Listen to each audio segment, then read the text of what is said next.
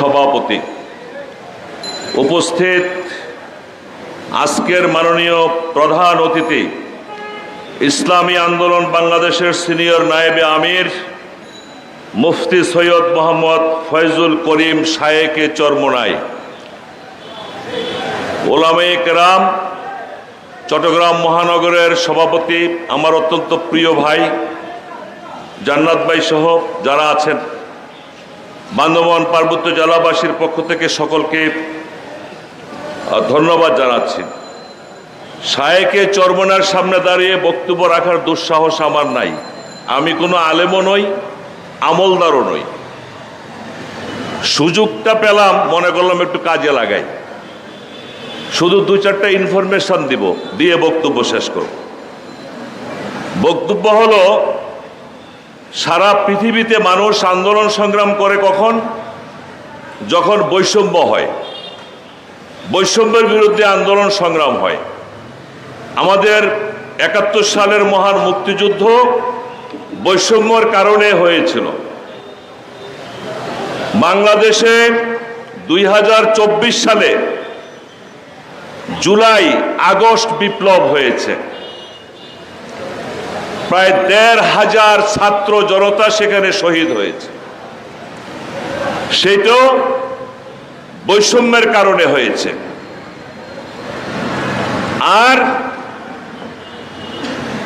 এই ৫৬,০০০ বর্গমাইলের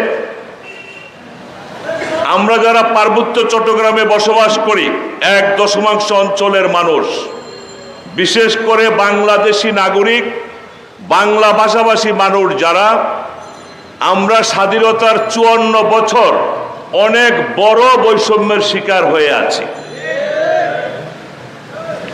ইসলামী আন্দোলন বিশ্বব্যাপী আজকে ইসলামী আন্দোলন সারা বিশ্বের নির্যাতিত, নিপীড়িত, লাঞ্ছিত, বঞ্চিত মানুষের পক্ষে কথা বলছে। ইসলামী আন্দোলন ৫৬,০০০ বর্গমাইলের প্রতিটা আনাচে কানাচের মানুষের কাছে কলেমার দাওয়াত পৌঁছে দিচ্ছে।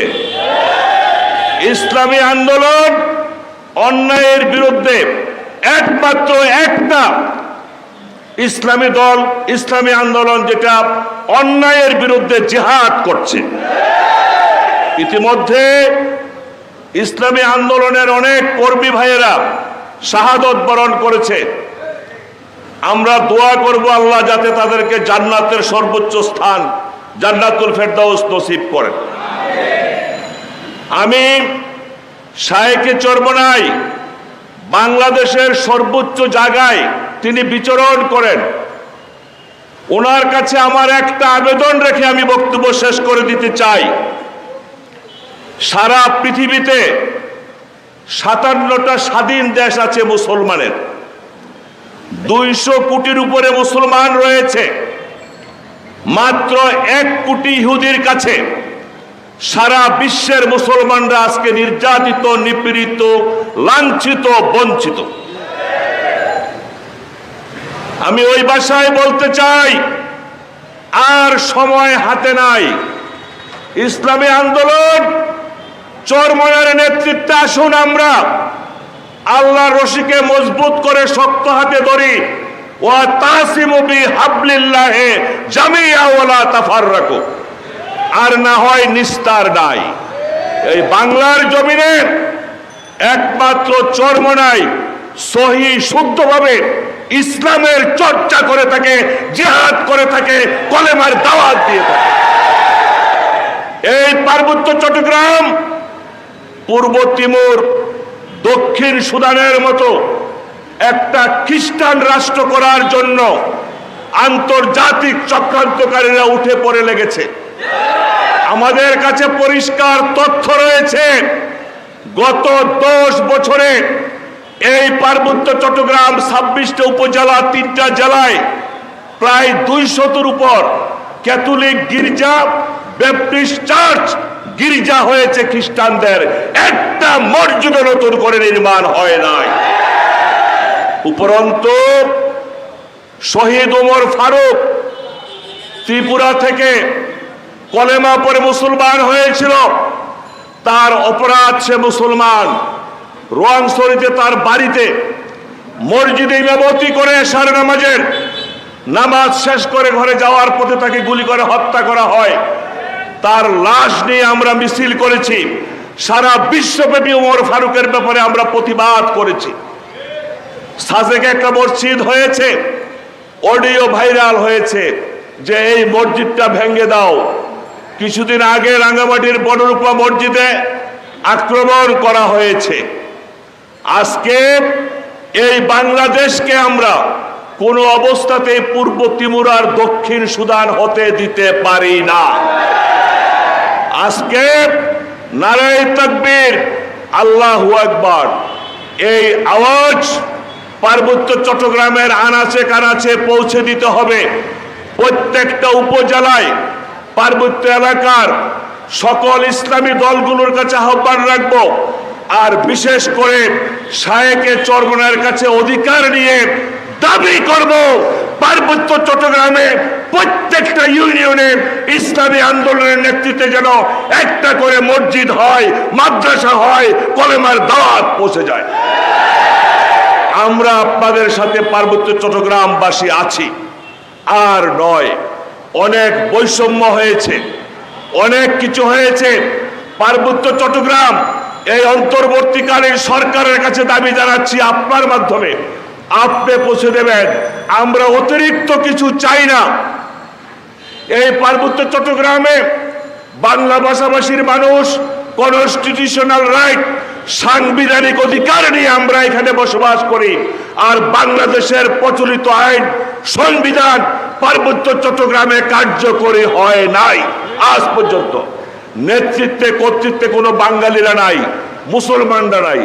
আমরা সকলকে নিয়ে সুন্দরভাবে সাম্প্রদায়িক সম্প্রীতির মাধ্যমে এই পার্বত্য চট্টগ্রামে বসবাস করতে চাই। গত সরকারগুলো গত 54 বছরে আমাদের সাথে প্রতারণা করেছে।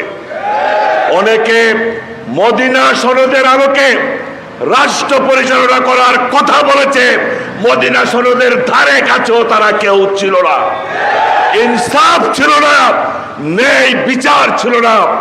আজকে আমার জেলা বান্দরবনে গত 1 বছরে 5 জন সেনা সদস্যকে সশস্ত্র সন্ত্রাসীরা গুলি করে হত্যা করেছে, তারা শহীদ হয়েছে।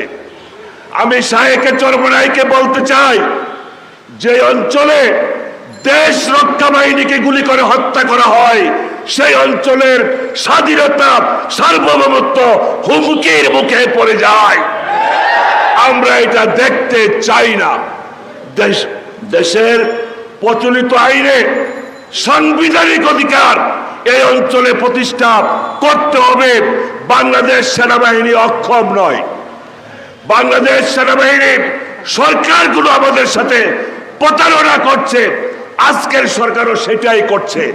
বাংলাদেশ সেনাবাহিনীকে যদি নির্দেশ দেওয়া হয় 1 দিনের মধ্যে পার্বত্য চট্টগ্রাম থেকে সকল অবৈধ অস্ত্র উদ্ধার করা সম্ভব। আজ পর্যন্ত কোন সরকার সেনাবাহিনী, পুলিশ বাহিনী, বিজিবি, র্যাব বাহিনীকে সেই নির্দেশ দেয় নাই। 54 বছরে 36,000 বাঙালিকে হত্যা করেছে সন্তুলার মা। এই খুনির সাথে কখনো আলোচনা হতে পারে না। খুনির গাড়িতে কখনো লাল সবুজের পতাকা থাকতে পারে না। চুক্তি বাতিল করতে হবে, দেশের প্রচলিত আইনে দেশ চালাইতে হবে, মদিনার সনদের আলোকে ন্যায় বিচার প্রতিষ্ঠা করে, আর প্রতারণা নয়। আসুন ইসলামী আন্দোলনের নেতৃত্বে আমরা ঐক্যবদ্ধ হই, আমরা জিতবো ইনশাআল্লাহ। মর্নিং সুজ দ্য ডে, সকালের সূর্যটা বলে দেয় সারাটা দিন কেমন যাবে। আজকে সারা বাংলাদেশে ইসলামী আন্দোলনের নেতৃত্বে যে অন্যায়ের বিরুদ্ধে প্রতিবাদ হচ্ছে, আশা করি আগামী সংসদ নির্বাচনে আমরাই বাংলাদেশের মূল পরিচালনার দায়িত্বভার এদেশের তৌহিদি জনতা আমাদেরকে দিবে ইনশাআল্লাহ। ধন্যবাদ, সবাই ভালো থাকবেন। আসসালামু আলাইকুম ওয়া রাহমাতুল্লাহি ওয়া বারাকাতুহু।